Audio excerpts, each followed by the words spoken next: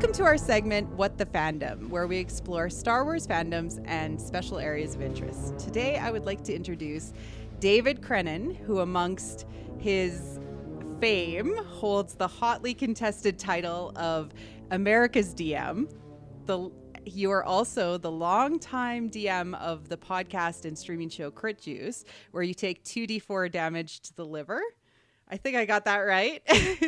And the Twitch live play Star Wars RPG show, Never Tell Me the Odds, on the Saving Throw show Twitch channel, which has now just wrapped up its 8th episode. Yeah, right. Episodes like Star Wars style episode. Yeah, Star Wars style. And I'm gonna do a pitch, David, for Dungeon in a Box, if you're okay with that. Oh, please. Yes. And you are also the creator of the Dungeon in a Box monthly subscription D&D adventure, which I've had the pleasure of playtesting and enjoying, and will be as a example available on the Tavern Tales podcast to see what it's all about, to see what it's like if you're interested in it. Welcome, David. Thank you so much for having me, Marie. This is so fun. Yes. And I mean, obviously, I think this is our first time really talking face to face, quote unquote. Well, no, I got a special behind the scenes, like sort of face to face interaction with the crew, because I am one of the Crittionary librarians or holders of the knowledge. I help maintain the Crittionary. So exactly, yeah. That's what I was going to say. You've been at like between you and Kyle, you guys have been like the integral, key fan members, I think, and of Harold. And Harold, who has been around since 2014, which when I say that makes me feel really old. Yeah, it's 2018 now. I know. Time goes by. But it's been good. It's been a great, fun time, and it is so awesome. I'm completely honored to be here and talking to you about Star Wars today. Yay, Star Wars. Star Wars in the role-playing setting. Like, I've been role-playing Star Wars since West End Games, since I was about 10 years old. So a really long time. Like, and there are parts of that that game that I actually don't think that can ever be like done better. Like, I think they got it right in the beginning, you know? I have never played the West End Games version, but a lot of the people I've played, because obviously I was running the Fantasy Flight game version. Yeah. But a lot of the people I played with like love the West End Games version and came to Star Wars RPG because of the West End Games version. So I should pick it up. Yeah, you should. I mean, it's out there on the web. Fantasy Flight Games is publishing it. Oh, they are? Oh, that's great. Yeah. So yeah. RPGs are like role-playing games, which is, we're talking about pen and paper, writing your character sheet down, describing things all in the ether, are a really interesting take on fandom, because you kind of get to live it. I don't know that all of the listeners will know what RPGs are about. I know. So do you want to like give your like speech into RPGs as America's DM? So just explaining the concept of role-playing games. Oh my goodness. Yeah, definitely. Absolutely. Right. So it's basically an RPG, like you guys, the most famous one you would maybe know or have heard of is Dungeons and Dragons, right? Which has been around since the 70s, really. And an RPG is a role-playing game. But what that basically means is you sit down at a table with a group of friends and you collaboratively have kind of create an adventure story together, which sounds very vague, but what that means is you'll have like a party of characters, right? Like Lord of the Rings style. This is, speaking generally, but you'll have your dwarf fighter and your elf archer or whatever you want to be. Limits are your imagination. And then there's one person who is typically called the game master or the dungeon master, who sort of orchestrates the game. And so there's no real bounds to it beyond that, which is, if people have never heard of it before, I find that's what people kind of go. So it's like a board game, like you say, it's on a table, or like a video game, like Final Fantasy RPG or something like that, right? Yeah, all these tropes that we see in video games and everything like that came from the tabletop game that existed before video games even came around. They're all kind of trying to Mm-hmm. emulate that feeling, you know. And the tabletop RPGs, D&D and everything like that, are just trying to kind of emulate the feeling of reading through a really amazing fantasy adventure book. If you're Yeah. reading through Lord of the Rings, or you're reading through something by Robert Howard or anything, when you're playing the game and it's feeling really good, it feels like you're living and playing together at the Mm-hmm. table one of these stories that you love so much. And the characters in the story are the characters at the table, and the person who's the dungeon master who kind of runs it is sort of the narrator, kind of. You're the background characters or whatever. Director in a way, because you have the vision of how you want to tell the story and what you want to say, and like the feelings that you want to emote out of your players. Yeah, since we're talking about movies, that's actually you think of it as a movie analog. It's like Mm-hmm. the cast members, right? The characters in the movie are the players, and then the person kind of running the game is sort of props department, special effects, extras, and technically kind of the director and editor. I don't know if Yeah. director is the best way to refer to it though, because I think if you're doing a good job as the dungeon master, or as the game master, you're letting the characters direct the action and what's happening as much as you are. So Yeah. it's you're maybe a little more like an editor, and that you're choosing when to fade into the next scene. Yeah. But you're not trying to give line readings to everybody. You should be like this, and you should try and do this like this. You should be very hands off, and you kind of let these stories just naturally come together. So I don't know if that. Hopefully that helps people understand. I think that was a beautiful explanation of RPGs and And there's dice. how and there's dice. Yeah, so it's not just a shared storytelling experience, right? Like because there is chance. It's not just improv, yeah. Yeah, so Which what makes it different from yeah. improv is there's an actual game system, right? Because the idea is like, okay, so if we're doing a Star Wars RPG, you've got your blaster pistol, and you want to shoot that stormtrooper, and we need a better system than you just saying, I shoot him, and then I say, no, you don't. That's not very satisfying. Yeah. So you have dice, which introduce probability, and so if you're really good at shooting people, you're going to roll your dice, and you're going to have a high chance of hitting them. But if you're like a clumsy guy who's bad with guns, you're not as good. And the dice kind of decide, and they interject chance and Yeah. serendipity and really epic rolls where all of a sudden there's no way in a million years you're ever going to be able to. But yet sometimes you do. Like Yes. and that's what's wonderful about RPGs is like sometimes you succeed when you never thought you could, or you didn't have the skills, and you roll a triumph, which is like the ultimate success in the Star Wars RPG, any of the flavors of the Star Wars RPG modern role-playing game. Yes, exactly. It's addicting and it's It's thrilling, addicting. and you'll laugh harder than you've ever laughed with your friends hanging around and playing these games, and Yeah. you'll just feel these emotions. It really brings stories to life in this amazing way. I'm It addicted to it. I love it. I am also addicted to it, or I wouldn't be part of a podcast myself, run my own D&D game, play whenever I can with my cousins who play occasionally as well. Like it is just one of those things where you get to be somebody else, think from somebody else's perspective, but also like as a dungeon master or as a game master in the case of Star Wars, you get to set the world and tell a story with the like input of all of your friends. Yeah, absolutely. And you get this immediate feedback as a storyteller that's very, very satisfying, where it's the feedback loop. It's almost like live theater in terms of performing in front of an audience, where you can come up, if you're running a game, if I come up with a great idea for a Star Wars story, where I'm like, oh man, I would love to do a big heist set on like the Hut homeworld, and you kind of think of this really exciting story, and then it's as easy as sitting down with your friends and running through it together, and it's just a great way to experience that kind of thrill of telling a story without having to, say, for example, write a novel, which Yeah. is also good, but it just takes forever, especially if you want to publish it or create a movie or any of these things. So that's something else I really, really love about it. And into like improvisation, which you've kind of shared that it's very similar to if you're afraid of going on stage, you can do it just in front of close friends and not feel that fear. Except for you have chosen to do it with improvisers in front of who knows how many people. That's right, many thousands. Well, I don't know.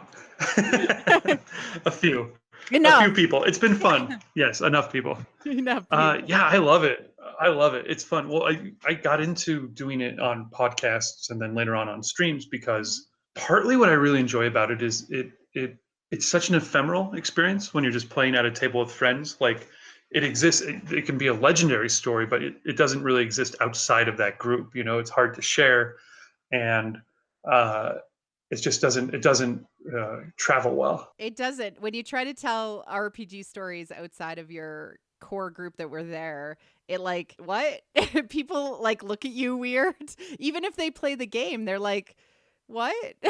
It's kind of like trying to tell somebody about a dream you had. Yeah. You know, it's got that same sort of, you're like, oh, I had this amazing dream, but you're not going to really be able to convey it because you had to be there.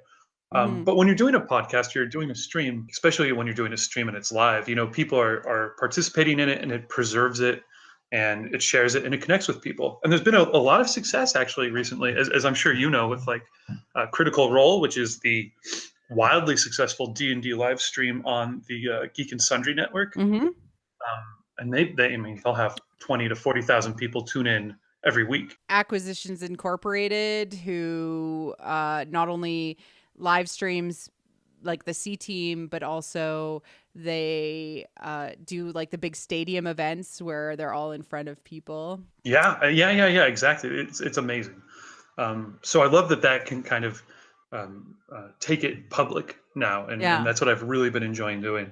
Yeah. So and living in Los Angeles as I do is such a lovely place to do it at. I used to live in Denver before I moved out here, and it's such a massive city. There's so many people just interested in just this hobby that it makes it so easy to connect with all these different communities.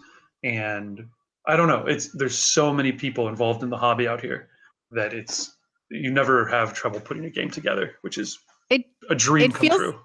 Yeah, it feels like a 180 from even 20 years ago when you try to find a group and you're like, maybe posting something on like a gaming store's bulletin board to try to get together some people that might be interested into it. And it wasn't even like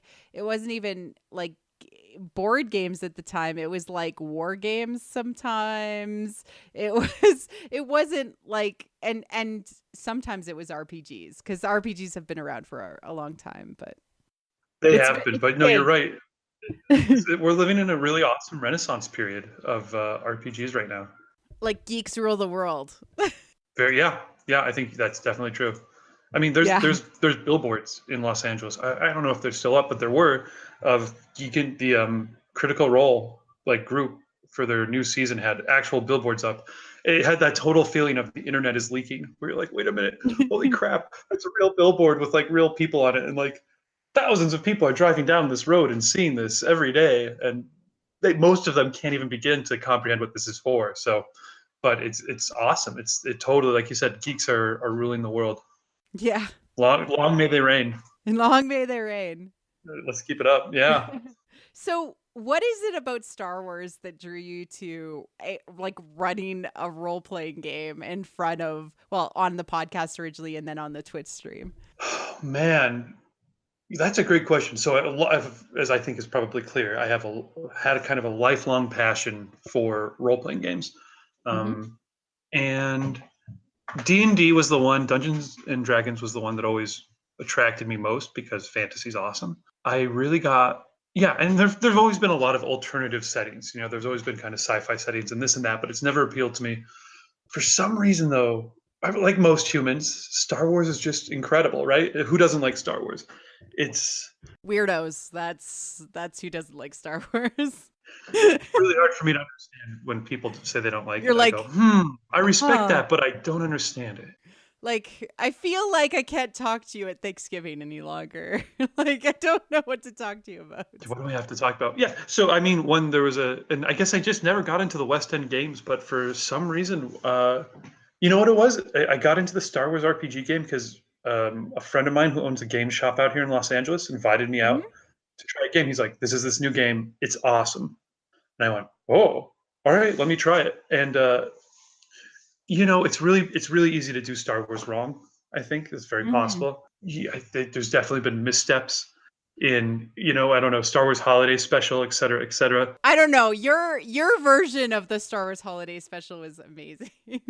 Oh, I love the Star Wars Holiday Special. Yeah, um, but I think it's weird that George Lucas acts like it's this like terrible thing when it's like not even the worst movie he's ever made, not even the uh, worst Star at, Wars movie he's ever made. Attack of the Clones, like I know. my kids recently reviewed it and they were like, my son said, who's 6, Mom, can I just fast forward to the part where like Yoda kicks ass?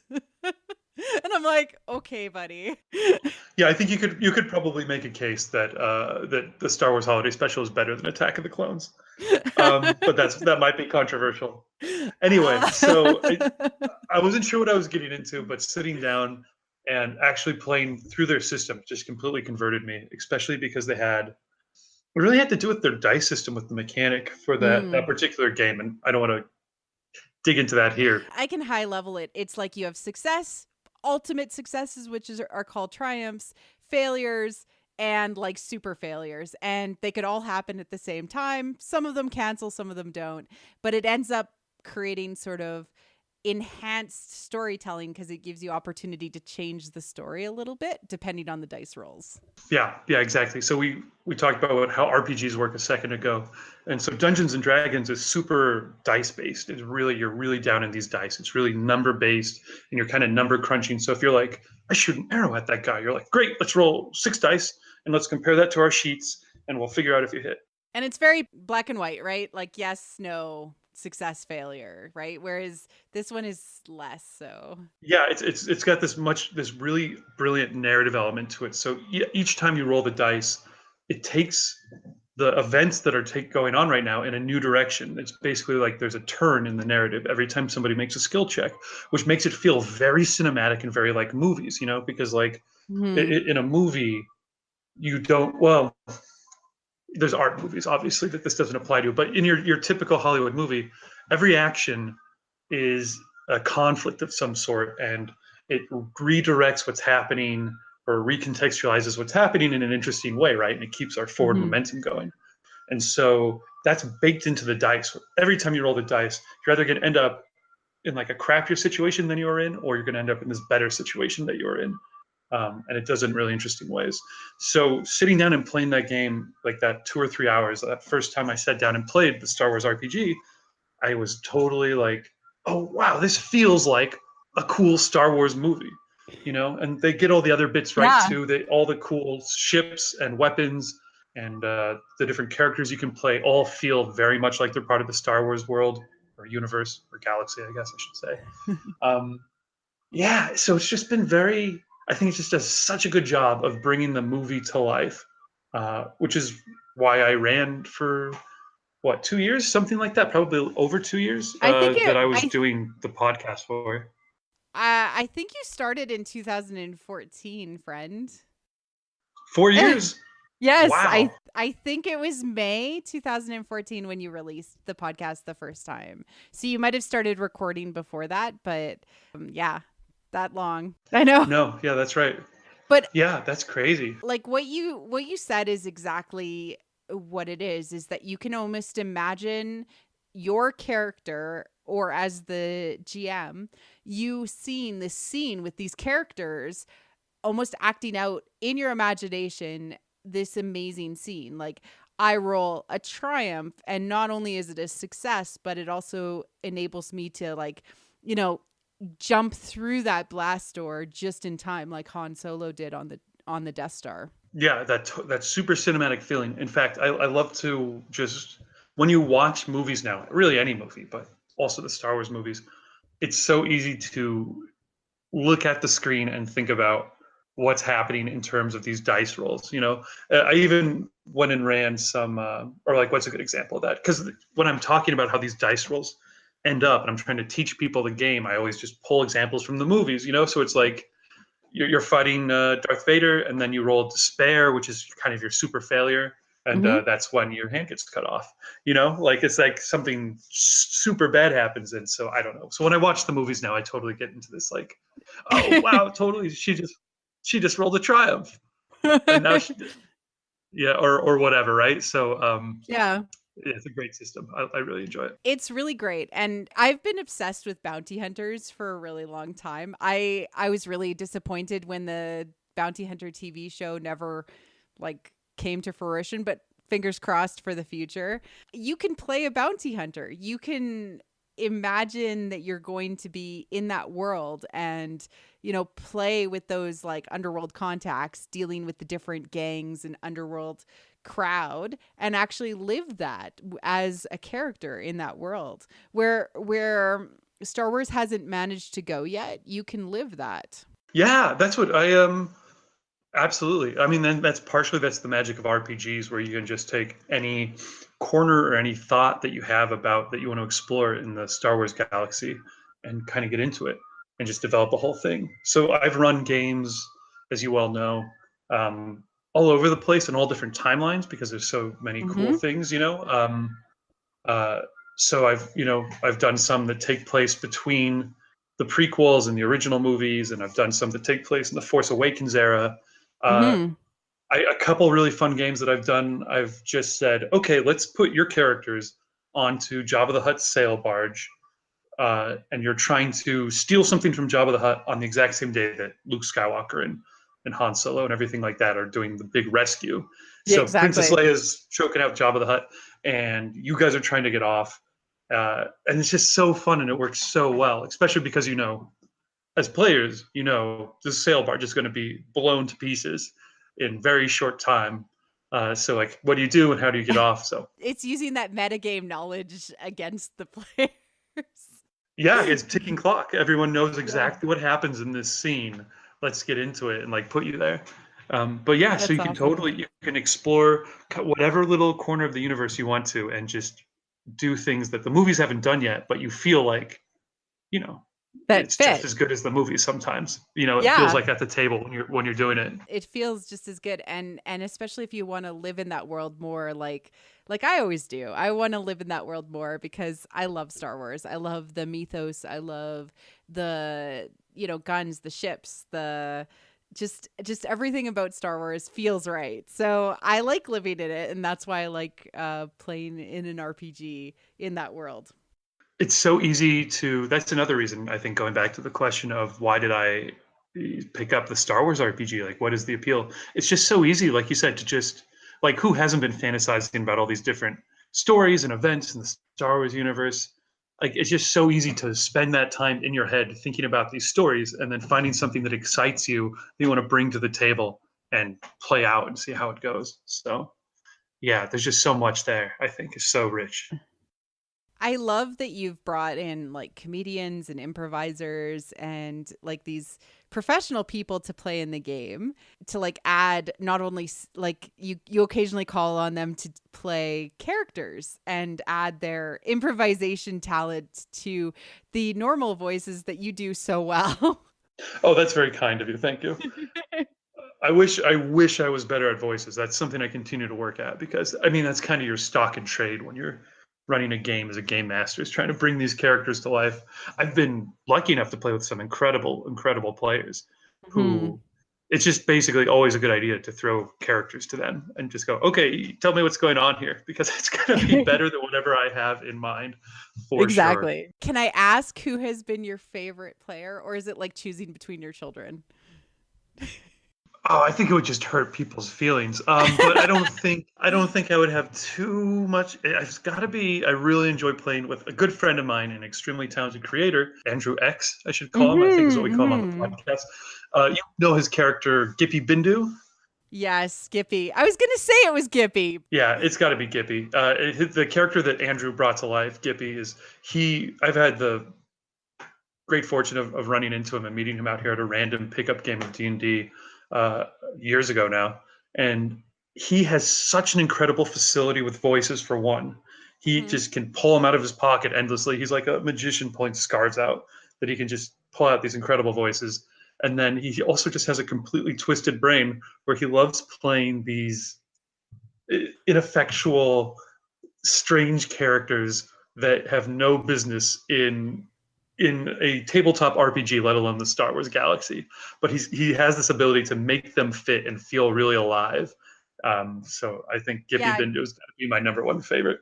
Gippy Bindu was a politician who was a Mon Calamari, who was overly rotund and yes, almost, north of 500 pounds, I think. North of that. Like extremely large, and also had unique appetites, I think, is probably the best way that I could probably put it. He's also he's extremely elderly. He was in human years he would be in his late 80s. Cataract, couldn't hardly see anything. Practically an invalid, would have trouble going upstairs. Mainly, if there were too many stairs, he would just kind of have to sit up. Carry me to people. Like carry me. Yeah, couldn't stand to walk anywhere. It just exactly has no business in the Star Wars universe. But and with both characters, it just would not work. But he made it work because he would roll well and he would succeed in these so like outrageous ways, and by enabling the player to describe how his success worked, especially the triumphs, it allowed that.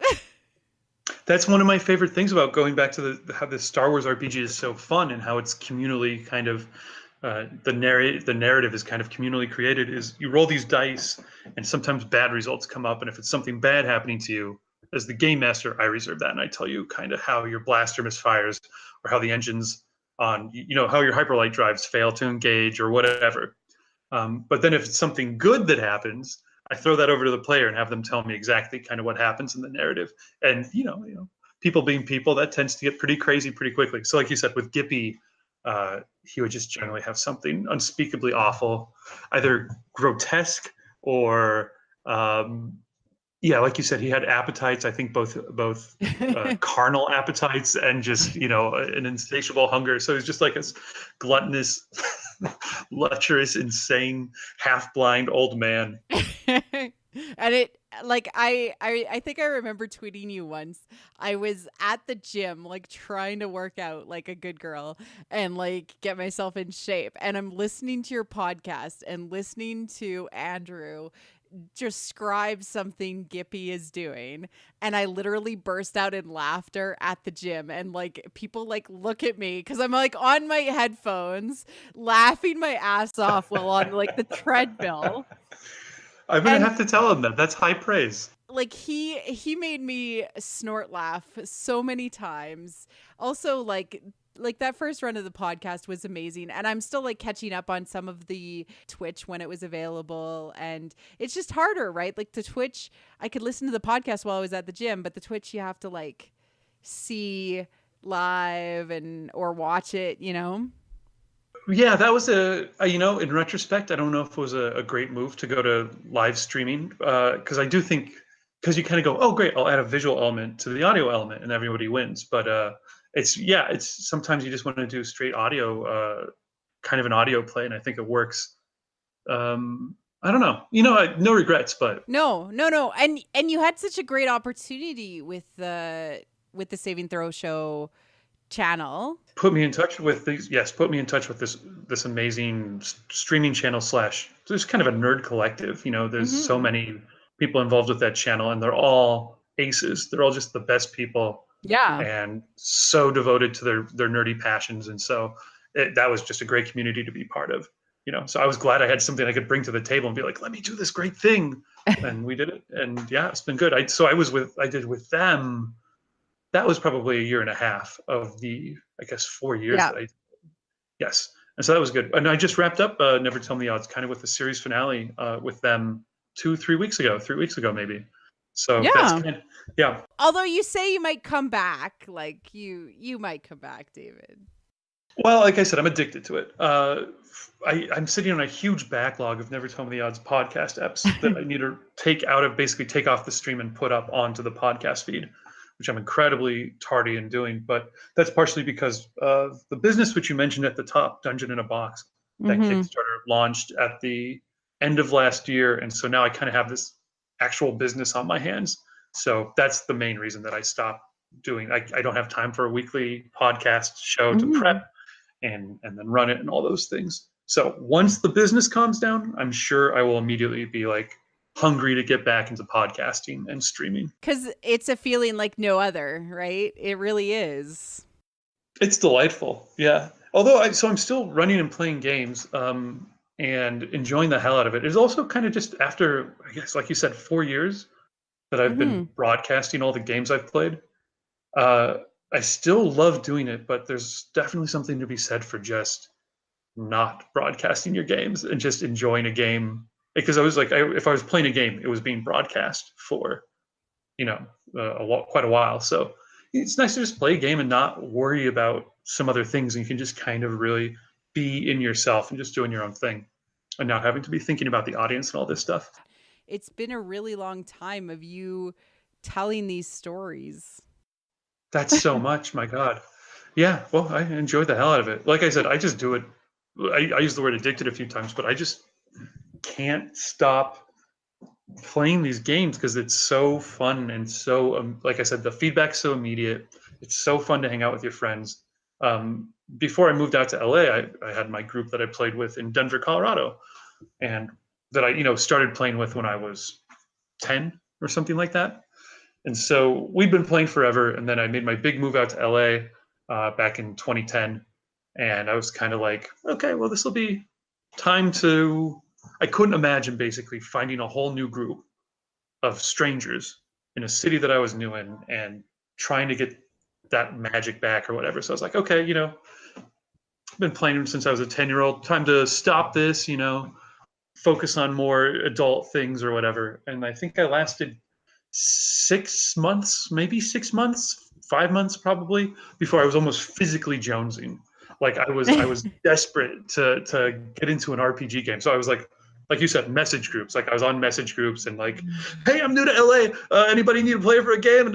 And like totally sat down and just tried to track down a game. And you know who the first game that I sat down and started playing with was Was it Gary Soldati? no, I didn't play with Gary Soldati. It was with Matt Buchholz, who ended up Oh, really? creating CritJuice. That's how we met. It was just a random pickup game, and from a meetup group. But yeah, but that's when I realized, oh, this is in my blood for life. There's no way Yeah. that I Yeah. couldn't last 6 months without having to sit down and like play this game and just express myself. It's that Express good. yourself. If there's So, anybody out there who's thinking about playing an RPG or has always wanted to figure out what D&D is about or whatever, don't wait. Make sure you do it because you will love it. It's really, really fun. That's my little public yeah, service I, message. I do recommend finding the right people because I Yes, feel like the right people do make or break a game. And if that's it doesn't, 100% true. yeah, if it doesn't feel right to you, just like walk away. But there's lots of people online. You can now do it on Roll20. You can play these games out there in the ether. Yeah, yeah, that's true. You have to find the right people. I guess I'm lucky to have found some great groups, but because it's there's no limits really to what you can do with it. Everybody comes to the game with a different set of expectations. So part of the weird alchemy of the game is everyone's minds are in their own place, but they're all kind of, you have to find this communal place where you're telling the story from. So it's really easy to just not be on the same wavelength with these people and not be having a good time because they're trying to do something totally different. Or maybe they're just like annoying people, you know, Well, lack social graces.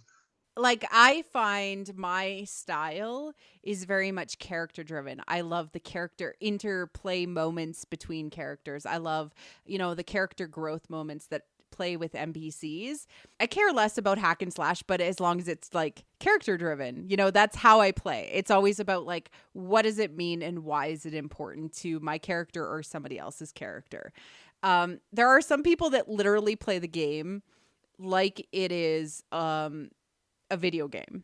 Like, it is successful, it is not successful, it is it is not narrative, right? Which is fine if that's how you play the game, but that's not me, and I know that about myself. So really, like, as you're entering into an RPG group, it's really important to ask yourself, like, what am I interested in? Yeah, 100%. That's very true. I would still recommend trying it out. Try it with some friends. Yeah. It's probably best to do it with a group of, if you've never played before, it's probably best to get a group of friends together who you like, who have also never played, and then just try and figure it out together.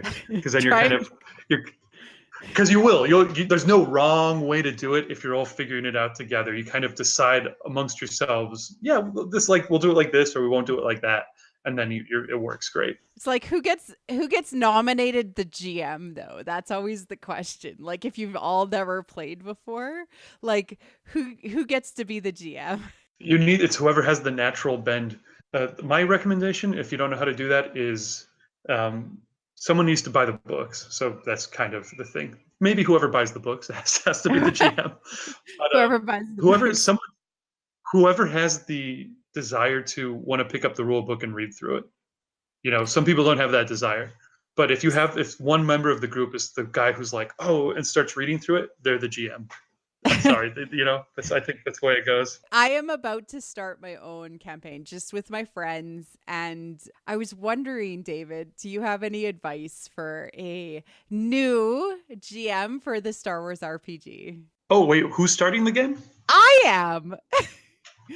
You haven't GM'd it yet, but you've only played it as a player. I've run D&D, I've run White Wolf, I've run the one-off Star Wars RPGs, like the little like insert guides or trial ones. Okay. Yes. But I've never run like a full campaign that I'm going to come up with my own story. What's some advice for somebody like me? Oh, you'll be fine. You'll do it fine. For telling the story,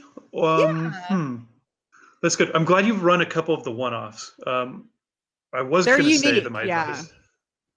Well, just getting a sense of how the dice work. It's such a different. I found that so few of my game management skills transferred from D&D to the Fantasy Flight Games Star Wars version. Like that, I was like, oh my god, this is a completely different. Battles have a totally different flow, and when to use skill checks have a totally different flow because it is much more narrative. Yeah. It can go off the rails very quickly because of the dice just going that direction. Very, you can cut off a character's hand. Like, it can happen. Yeah, no. So I would say if I have, that's a really good question. I would say just making sure that, or rather, what I really enjoyed was letting players interpret the positive results and I interpret the negative results. I thought that always worked really well.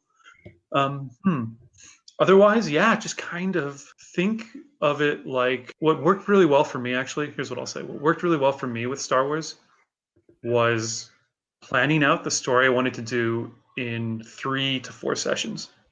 I ended up, after my first super long story arc, I was like, okay, these next ones, I'm going to see if I can tell a complete story in just like 3 or 4 sessions. And I found that I could, and I found that it kept it. Those were the ones that felt most cinematic and felt so tight and generally work really well. So you kind of have your first session is kind of your like introduction to the world and the characters, and you're setting up the situation. And then by the end of that session, kind of get the stakes and what's at stake and the course of what's going to happen.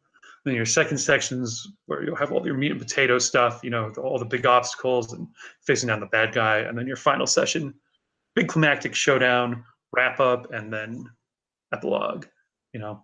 Sometimes it takes 4 sessions to do that but just to challenge yourself to try and think of it in that way of like, oh wow, I want to do all this and I want the story to be like that. To try and challenge yourself to be like, wow, okay, so what fat do I need to trim?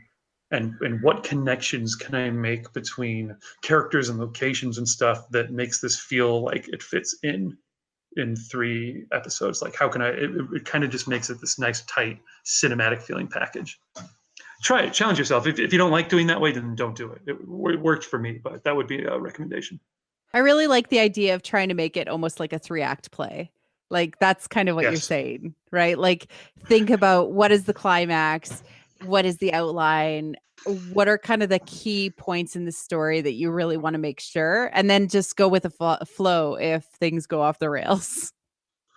Yes, 100%. Yeah, I think it helps too, because if you're thinking like in a 3 session or 4 session structure, you're like, you know where the ending is, and you have a pretty tight sense of what are the key points that they need to do to get there. And so then when things do go off the rails, it's not like you have this big spanning storyline that they're kind of deviating from. You go, okay, great. I just have these couple elements that I need to make sure get introduced somehow, so that will help lead to the conclusion. So it kind of reduces the amount of trouble that them going off the rails causes you, I think. I don't know. We'll find out, or you'll find out, I guess. It always worked for me somehow. Um, yeah, I don't know. I think it's, you also said like a 3 act play structure. Hmm. Don't necessarily focus yourself into like the first session has to be act one, the second session has to be act two. I mean, it's nice when it works like that, but sometimes you might end up kind of getting through act one and two in the first session, or maybe it'll take 2 sessions to get through the first act or whatever. However, it kind of works organically. But to at least, yeah, to be thinking in that way, I think is a fun challenge and something that helped give me structure. Yeah, to set yourself up for success, to kind of plan out that much helps. Yeah, if you're asking for top level story advice, that's what I'd say. Otherwise, just let people do cool Star Wars stuff. Yeah. Try and put some piloting. That was one So, thing I always had to challenge myself. oh, piloting. Yeah.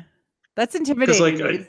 no, it's kind of a challenge, but like it's Star Wars is cool spaceships, right? You're flying cool spaceships and doing cool stuff, and it's when you're kind of planning out a story, it's kind of like there's like the space combat bit, which may be a bit down the line, and then there's not really anything space comedy that leads up to it, and there's not really much space combat after that, or maybe it climaxes in space combat or whatever.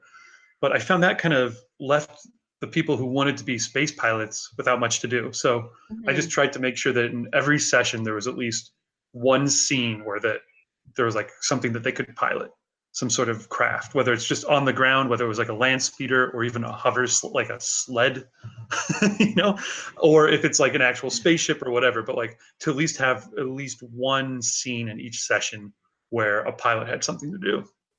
Like that's really interesting that you mentioned that, because I used to role play West End games, and we would, because we weren't very original, we played the original trilogy characters, and I would play like Leia, and like, it was like at the time of Legends, so my cousin would play Mara Jade, and my other cousin would play Wedge, and like Wedge, he would like literally sit in his X-wing the whole game because he was like, he wanted to play, like he wanted to pilot his X-wing and be the Poe Dameron of the modern trilogy and be amazing, and he never got an opportunity to. Yes, that's right. So yeah, no, totally. Because right, who doesn't have that fantasy about piloting in the X-wing? So to create opportunities where it's whatever, whether it's an X-wing or not. But yes, give the pilot a chance to pilot.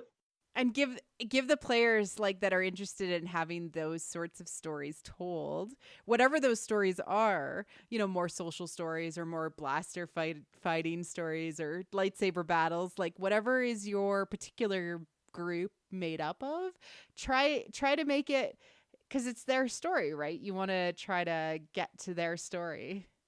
Absolutely, yeah, 100%. And so part of that is having a mix of there's a bit of combat, and then there's all this character stuff, and then there's some space stuff, all in the mix. I always found space combat challenging Hmm. in the Star Wars RPG because it's like in the movies when it's space combat, like if you're in the Millennium Falcon, your camera is not always inside the ship. We're way outside the ship watching the ship fly through space. Like we lose all of our characters in the movies and we're just watching cool Hmm. stuff happen. And so when you're in the game and everyone jumps in the Millennium Falcon, there's no way to replicate that. It's all of a sudden there's the one guy who's piloting and he's making the piloting checks. And then uh, the other characters kind of run out of things to do. There's like some gunnery seats, right? So Hmm. I always tried to make sure you can definitely put people in the gunnery seats, but like characters, like it just depends on who the characters are at the table. Generally, not everybody's good at gunnery or not interested in it. So I was kind of always left with a couple characters who aren't the pilots and they're not the gunnery people and they're just kind of in the ship during space combat. So Hmm. it was always a challenge to try and think of okay, so what can I have happen? What sort of complications can there be? Is the ship breaking down? Do they have to call somebody on the comm? I remember one time you had Gippy Bindu, who's this politician who has no place being in space at all, slash on a ship or on an adventure. And I think he was like inspiring people with his undulation of his body. Like it was really out there, but it worked. Yeah, and you kind of have to yes and everything as much as you can because Yeah. because I'm like, well, I put him in this situation. He feels like he has nothing to do but undulate his body. So okay, let's see how that works. That was And it fine. was inspiring. That's right. Yeah. Oh God, I remember that.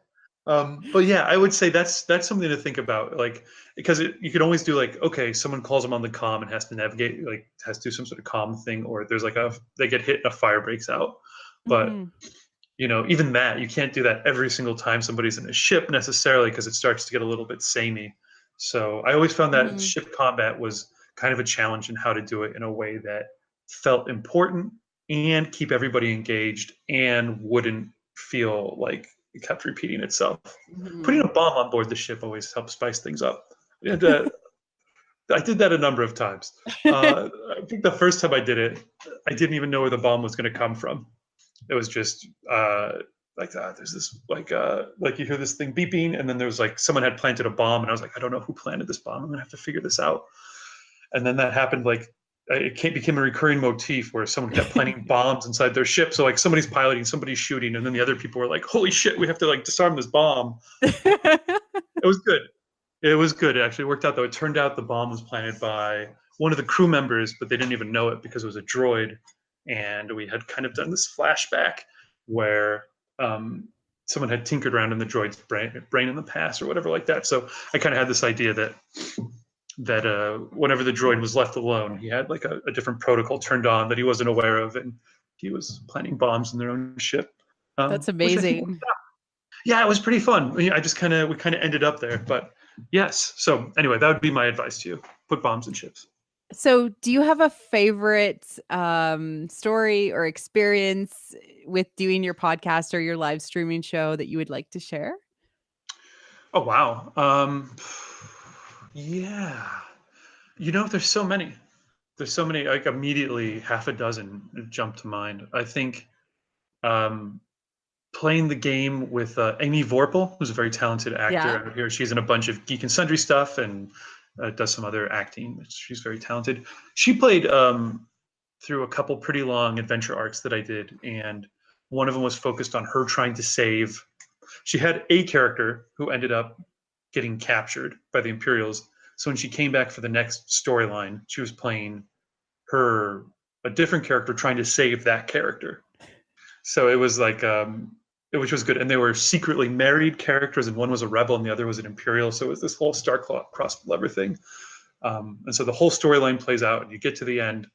And spoiler alert, if anyone's listening to the Pit of Despair, is that episode 4 or 3, maybe Pit of Despair. Okay. Anyway, if you're listening to that, spoiler alert. But she finally saves the person that she was trying to save, and then the big bad villain shows up with a lightsaber, and they manage to get a pretty spectacular role and cuts the character who just saved the other character in half with a lightsaber, kills him, and Amy cried at the table. She cried because her character died after like just as they got reunited. That was a pretty good memory. That one I treasured. I hadn't met a you're character. you're a true game master if you treasure when a player cries at the table for a loss of a character. Yeah, absolutely. Because that's the magic of the game is that you can become so invested in something. And being a game master is kind of knowing when to be a real bastard to the players, because the kind of inclination for me, there's different types of DMs, but the inclination for me is to like, yeah, your heroes are going to succeed. This is going to be a great, epic, fun story. But you only get really amazing climaxes. You only get really amazing outcomes through adversity when you're telling Hmm. stories, right? It's conflict. And so you have to kind of you know, to get these the biggest emotions you're going to get at the table, hopefully positive emotions, come from overcoming these adversities and these difficulties and everything like that. So I don't know. I think if a character is connecting, or if a player is connecting enough with their characters that they cry when something like that happens, that's amazing. I think it means that something really magical happened. Yeah, like it transcended just sitting around a table, rolling dice with a bunch of papers in front of you. It's actually been an experience, which is Yeah. what you aim for. Yeah, it becomes real in this way where you're just sitting around, and it's never not five people sitting at a table, kind of making up a story, kind of just doing what the dice tell them to do. But yeah, that Mhm. it feels so real, and you can have these really amazing emotional connections. It's so great. So that would probably be number one. I think number two would be just when the first time I started playing the very, very first episode, where Mhm. they're in the spaceship and they're crash landing on this moon around Alderaan right before All Alderaan's right. blown up. You And it was you went first. back to Alderaan in your last episode, spoiler alert. Oh, you saw it? Yes, it loops around. I That's was right. The last. like the hero's journey, David style. Yeah, the last episode, the very last season, the very last scene in the last episode that I did of Never Tell Me the Odds ends where the first one begins. So That that was was pretty good. amazing. I loved it. Oh, oh, I'm so glad you saw that. That's awesome. But yeah, I loved how that was my first time with Andrew playing Gippy. And I Mhm. was like, the ship's starting to go down. What do you guys do? And like everyone's describing their like actions. And then Andrew's like describing how his character is like, I try to buckle up, but he can't because he's like too massive. He's too large. And so he's like desperately trying to buckle himself in, and he can't do it while everyone else is like saving the ship. And I was like, this is great. So that's my second favorite memory, I think. Yeah. You've had some amazing players play with you over the years. It's been really wonderful to see you create stories, and I am very happy to have been a fan of yours this whole time. You couldn't be more happy than I am to have fans. Like it's not like it's definitely never something I set out to do. Like I said, I just started playing D&D as a 10-year-old. Um, and even before I knew what D&D was, just making up the stories in my head. And um, when most of the time when I'm being a DM, I'm just kind of really just being my purest self, which is just this kind Mhm. of weirdo. And so that I connects with I've seen the anybody dragon hat, is David. amazing. Hmm. I've Yeah, you got to have a seen dragon hat. Yes, that's exactly the case. And when I put on my dragon hat, I feel like a badass dragon. I love it. But yeah. So the fact that anyone has followed the stories that I kind of just come up with out of my weird brain after all these years is like the most incredible blessing. It's even hard for me to put in words.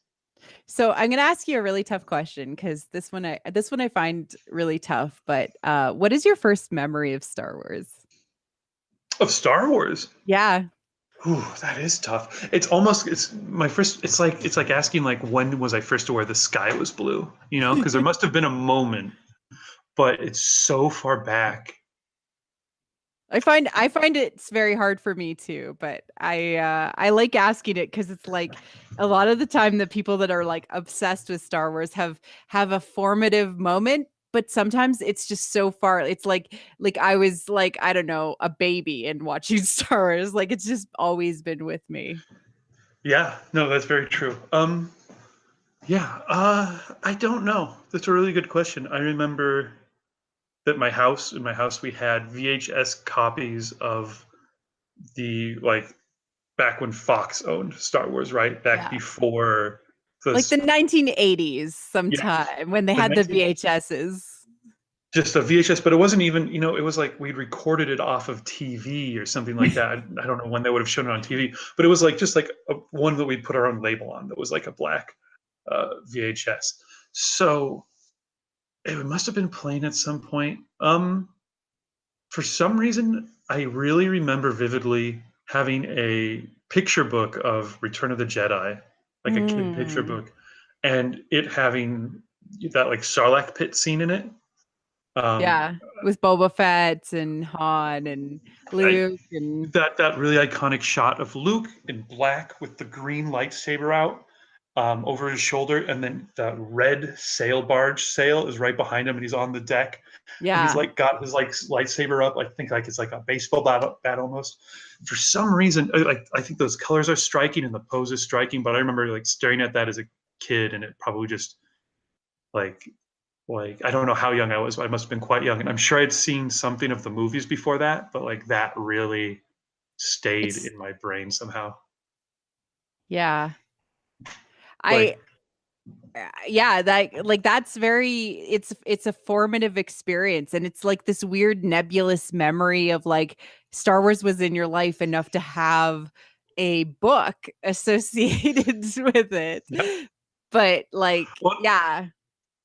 it's a question I'll have to ask my my nephew. I don't have any kids, but all my brothers do. I have three brothers who all have kids, Mhm. and they're of course Star Wars crazy. So I've got this little my little nephew Isaac, who's 3 now, and he hasn't seen a full Star Wars movie yet. He hasn't seen any of the movies, Mhm. but he does know everything about them because he's picked it all up through cultural osmosis. He knows it from a few Legos Star Wars games. He knows it Mhm. from toys and his friends talking about it. But so we talk about it all the time, you know. He's always asking me about the ships and stuff, and I go, "This is incredible." And he asks me, "How do you know so much about Star Wars?" And I'm trying to tell him, "Well, I've liked Star Wars since I was your age." You know, like Yeah, it's been around for so long. 41 years soon. Like that's just mind-blowing how long it's been around. And like so Multi-generational. I have recently started to watch all of the movies with my kids, and although I forced them to watch it like I don't know, when they were younger, I have Hmm. recently said, okay, we will watch it and then we'll record your opinion. And we've made it through the first 3, and I've recently published Hmm. the first 2, and their opinions are wonderful. Like they talk about Attack of the Oh, Clones, and my daughter's like, Palpatine doesn't seem like he's going to be happy when he takes over the universe. And I'm like, oh my God. it's That's a great wonderful. insight. Yeah. Like I'm like, yeah, Wow. I mean, bad villains have good motivations. They have motivations other than just being bad.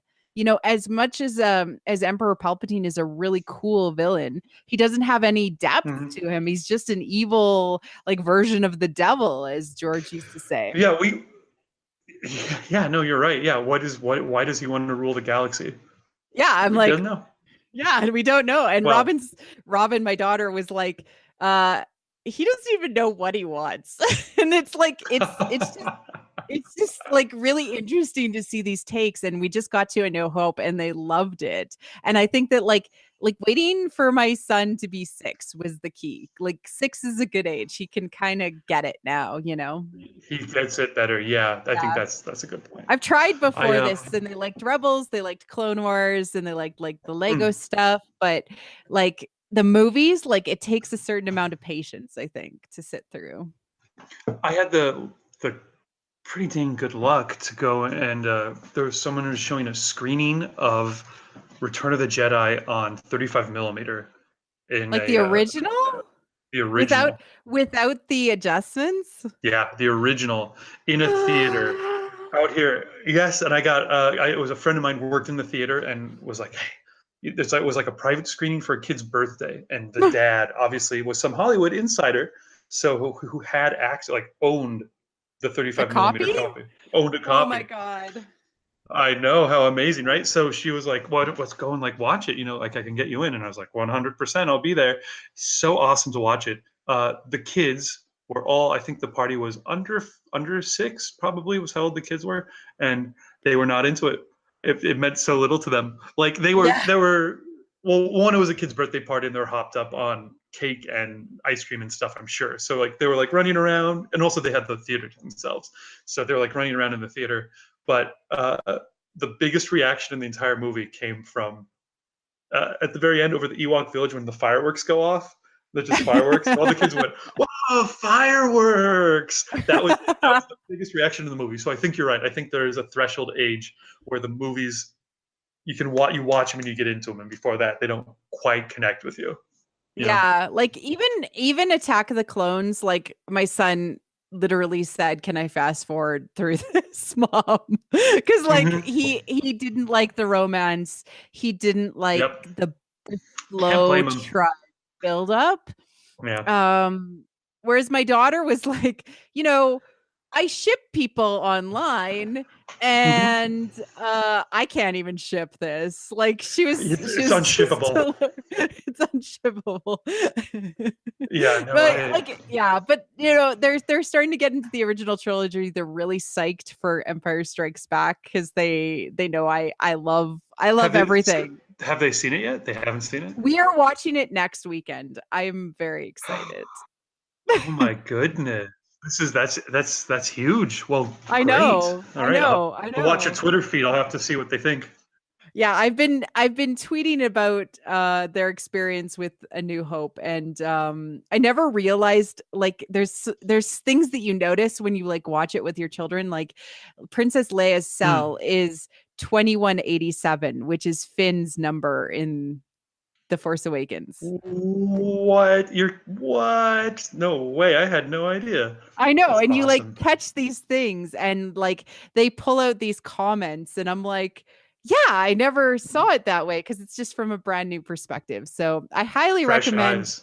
watching the Star Wars movies with children is like the Oh most my. amazing thing.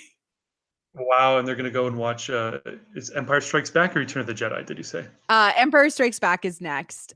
We have seen Ooh, gonna be we have seen the Force Awakens and the Last Jedi, which they both liked a lot. So they're oh they're good. they're Yeah. kind of out of order, but Yeah. So they've got a whole new perspective on Star Wars that you and I can never have. I To see know. those movies first before you see anything else. Wow. Well, I not before you know. see anything else, Well, but I mean, I don't think that anything compares to our childhoods, David. Like as a kid, hmm. I would watch it on Betamax like over and over until like the Betamax died. Like I don't think anything can compare to that because that was literally all you could get until say like Legends or Legacy or EU came out. I exhaustively read every Star Wars book I could get my hands on. In the expanded universe, because right in the 90s, Mhm. right where there wasn't anything, right? You could watch those movies, go and see when they were re-released in the theaters. But Yeah. yeah, so I just constantly read the expanded universe books, and some of them are just terrible. They were Some of them were terrible. Some of them were excellent. There's some excellent stuff in there. But Mhm. yeah, that was like all I could get at for Star Wars for me. So the fact that it's everywhere now is still so crazy to me. The fact that new ones keep coming out now, it's like living in like a dreamland, right? Or a wonderland. Like I can't still come to terms with the fact that there are new Star Wars. There's going to be a new Star Wars movie this year. Every year. And in like 2 months, like it's 2 months away, and we get to see young Han Solo, which I'm cool with. I don't know about you, but I'm cool with. No, I'm cool with it too. I think that's going to be a really good one. I've got high hopes Mhm. for it anyway. I really like the actors in it. I really like the guy they got for young Han Solo. I saw him in Hail Caesar, where he plays a Right. guy in that is a Coen Brothers movie, which otherwise was not great, but he was wonderful in it.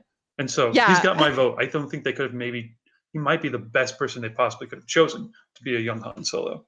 That said, we're going to have to wait and see. I'll reserve judgment. And if it's not that great, you know what? My opinion is we already had the prequels. The You know what I mean? bar Like, is low. The yeah, bar is low. and that if someone's going to be like, I didn't like this movie, Star Wars is ruined now. I'm like, well, you probably didn't like those first three movies. Did that ruin Star Wars for you? No, because you're still seeing these movies. So like, it's Even in the prequels, there was still things that I loved about them. Like the fact that I got to see new ships, I got to see new planets, I got to see like Obi-Wan Kenobi as a young person. I like, got to see Anakin, even though like it didn't play as well because of the acting. But then that produced like the most amazing cartoon show, The Clone Wars. yes. Well, there you Like go. like there's I don't know. I just want more stories. I don't care. Like like I'll take the good with the bad a little bit. I mean, there was always like people don't realize like Star Wars literally has no safety net. It is although they Hmm. can pull from expanded universe now, like they have with Thrawn and that character, bringing him back into, you know, Thrawn. into the world, right? They've pulled him back and they've made him real. And maybe they'll do that with Knights of the Old Republic, which is one of my favorite kind of EU Oh things yeah, that was FTR. uncanonized. But they don't have a safety net in that, like, literally anything they do is brand new potentially, especially like with the saga and the sequel trilogy. With Mm-hmm. Last Jedi, it was brand new. Like everything that they Mm-hmm. did had never been done, except in some nerds' imaginations with what happened in the expanded universe. They were set on a particular storyline, maybe. I don't know. Yes, maybe. But yeah, no, you raise a great point. It's an exciting time to be a Star Wars nerd. 100%. It's an exciting time to like Star Wars. It is. Yes. I love it, and that's why I want to talk about it all the time, oddly. Well, this is why you have a podcast. I guess, yeah. Another excellent part of being a Star Wars nerd nowadays is that you can create your content and get it out there onto the web and be all about it. Yeah, and some people listen to it, which is nice. As you said, David. You just got to do it for the love of the Yeah. thing, you know? Stream like no one's watching. Dream like no one's watching. Yes. Stream like no one's watching. Yeah, just do yes. it. Do you think we've exhausted all of the possible topics, David? I mean, definitely not, but you could always probably have me back on again sometime in the future and we can get into other stuff. I would love to just hear your speculation or your thoughts about Star Wars any other time. I would love to just hear you talk about Star Wars all the time. Oh, nice. Thank you so much. That's wonderful. Well, this was a delightful experience. This was wonderful. We'll have to, well, maybe down the line we'll schedule another chat and I can spin off my concepts or whatever, but that sounds good to me. And that's what we'll pull you back for, is like talking about Star Wars, or if you decide to do another Never Tell Me the Odds Part 2. I don't know what it would be called. The sequel trilogy? I don't know. You need a new name. The prequels. Yeah, that's probably what would happen. I'd probably come back with a new name, but we'll see. All right. Well, thank you so much. This was great. Yeah, thank you, David. Yeah, do you want to pitch what you're all about, where they can find you, what you're doing in your own words this time? Yeah, absolutely. So wow, good question. What am I all about? What am I doing? The main thing I'm doing right now, that if any of my talk of RPGs got you interested in maybe checking them out, I started this company recently called Dungeon in a Box, which is basically, it's just a monthly subscription box company, but what you get in your box is a complete like little RPG adventure that has minis, maps, an adventure book, terrain tiles, kind of all the stuff you need to sort of run a game other than the actual books and dice, which you will need separately. But yeah, that's kind of the main thing I'm doing now. You can check that out, dungeoninabox.com, and you can learn all about it there. It's like an ongoing year-long adventure arc. If you sign up now, you start at the beginning of the adventure and you get the next part of the adventure each month. And each adventure is self-contained and you can kind of do your own thing with it. And then probably next year, there'll be a brand new adventure arc that takes place. So that's really cool and fun. If you want to check out the podcast we were talking about, Never Tell Me the Odds, there's a website for that. I'll post a link in the liner notes too. Great. Okay, well, you can check that out. The Never Tell Me the Odds podcast, if you want to search for that. And I'm also going to be back on Saving Throw doing a monthly Dungeon in a Box playthrough game with probably a bunch of the CritJuice guys. We're still figuring that out. Yeah, so it'll be like a once a month game, and it'll be me kind of showcasing the boxes as they go through. So if you're like, I would still like to see like how I would run this or something like that, I'll be going and running through it. It'll be some of the CritJuice guys, which is a different podcast that I did, but that'll be fun. So that's coming up. The first one of those will be in late April, so it's like next month. Well, I'll link to all of your Twitter accounts, all of them, so if everybody can find you and see what you're up to. You have too many. That's like, I think you're at 4 now. Well, that's not counting my secret Twitter accounts that I do stuff with. International Hacky Sack Circle. And I have also one where I do poetry reviews, and then I have another one where I teach you Japanese. But I haven't really updated those ones in a little while. You know Japanese, David? Yeah, I used to live in Japan. I lived in Japan for 3 years. Oh my god. はい、日本語が話せます。俺はデビットです。はじめまして。Doesn't come up often in America. Sumimasen? Oh, you speak Japanese? Like, yeah. Tiny bit. Squish. Yeah, that's great. That's awesome. Yeah, no, I studied it in college, and then I went to Japan and I lived there for a few years. I taught English. Then I backpacked around the country. It You're was really like fun. way more interesting now. Like you have like this whole new layer that I never knew about you just by watching you on a Twitch stream / podcast. I do other things besides just play RPGs. Although, unfortunately, but even when I was living in Japan, so I taught English in Japan for a couple of years, and then I spent a third year like backpacking around and volunteering on farms, and I still made time every like 3 months or so to go to an internet cafe and play some D&D over the web with my group back in the United States, like via webcam, just like this, basically, like with like a 9-hour time difference. And yeah, so I probably should have realized then that I was addicted to it. Yeah, like you're like gotta get my my play on. I really did, just because I just think about it all the time. But yes, we can talk about that. I don't know. That would be it. Well, you know what, David? Anytime that you're like, I want to come back, it's okay. I like talking to you about Star Wars, and if you want to just come back and be a guest on the show, you're welcome at any time. So thank you very much. This has been the What the Force podcast with What the Fandom with David Crennan of Never Tell Me the Odds. What the Force is found at whattheforce.ca on iTunes, Stitcher, Google Play, and anywhere podcasts are found. Feel free to reach out to us on Twitter at WT Force Show and start a conversation. Cheers!